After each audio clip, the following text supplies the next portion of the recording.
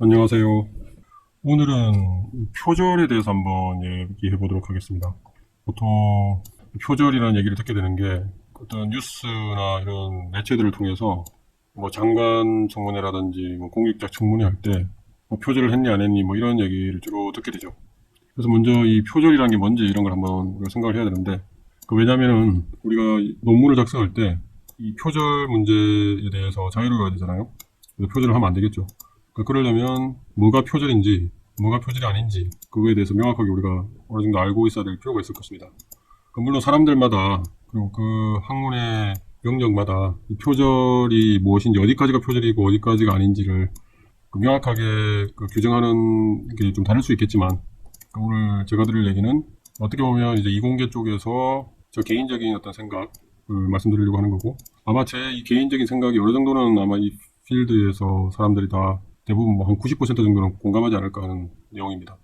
그래서 먼저 이제 표절이 뭐냐, 뭐 이걸 한번 생각해 봐야 되겠죠. 표절이란 무엇인가?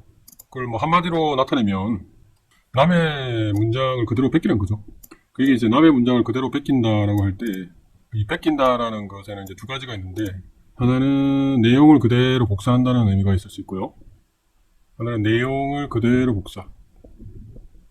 그 다음에 이제 뺏긴다는 의미에는 또 이제 중요한 의미가 의도가 담겨져 있죠. 의도. 그래서 이제 이 두 가지를 가지고 한번 제가 생각을 해보도록 하겠습니다. 그래서 이 내용이라고 하는 것은, 여기는 이제 문장을 그대로 뺏겼다고 했지만 여러 가지로 한번 생각해 볼 필요가 있어요. 그러니까 뭐가 있냐면은 어떤 컨텐츠를 그대로 뺏길 수가 있고요.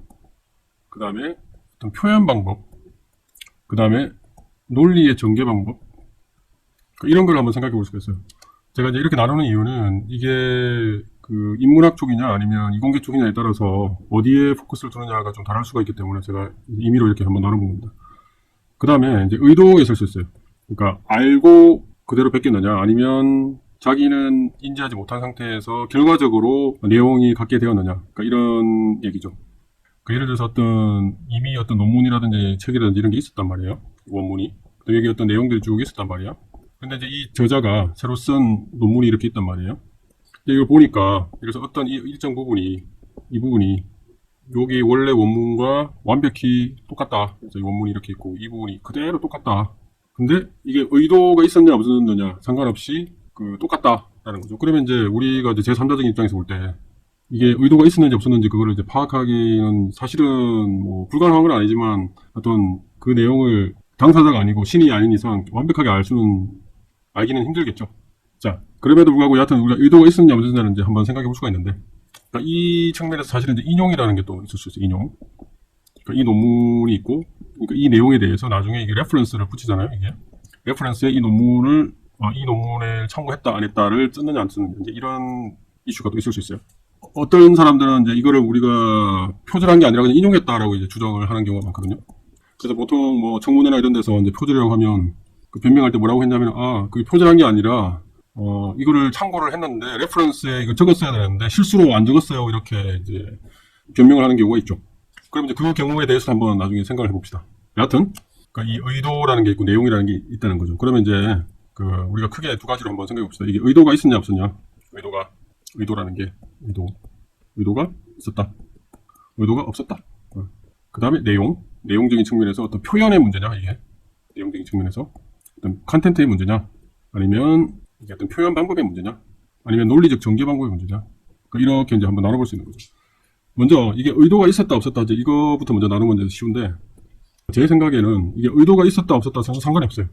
아까도 말씀드렸듯이 우리가 그 사람의 의도가 있었는지 없었는지는 우리가 제3자적 입장에서 파악하기 굉장히 힘들거든요.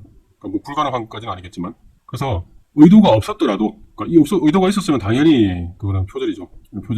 의도가 있었으면. 근데 의도가 없었더라도 그것도 표절이다 라고 할 수 있다는 거죠.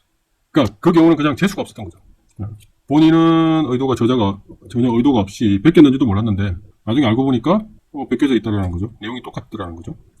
그거는 이제 재수가 없는 건데, 여하튼 재수가 없더라도, 여하튼 의도가 없었더라도 그것도 표절이다. 의도와 상관없이 결과론적으로만 우리가 생각을 해야 된다라는 게 첫 번째입니다. 결과론적으로 생각해야 된다. 자, 결과론적으로 내용이 베껴져 있으면 표절이고, 그게 아니면 표절이 아니라는 거죠.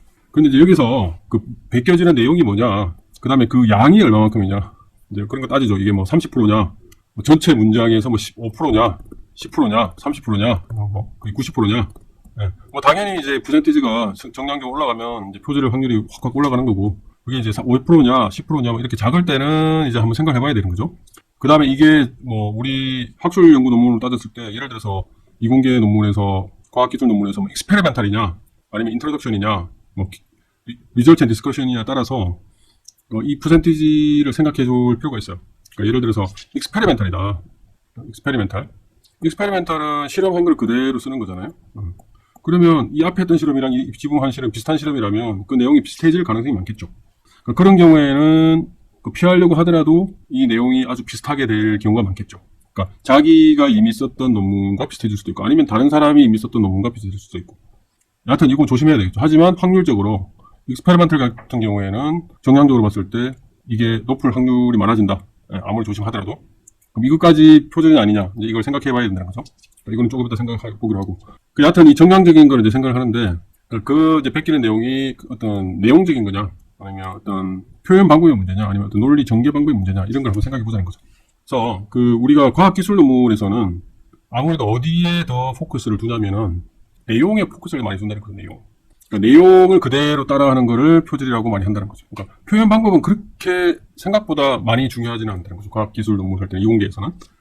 그러니까 논리 전개는 이제 어느 정도 논리 전개를 하는 건데 이제 어떤 논리 전개 방법도 완벽히 당연히 논리 전개라는 건 논리적으로 써야 되는 거기 때문에 비슷해질 수 있지만 어떤 구체적으로 어떤 논리를 전개하는 방법이 완벽히 똑같아질 확률이 적잖아요. 그죠?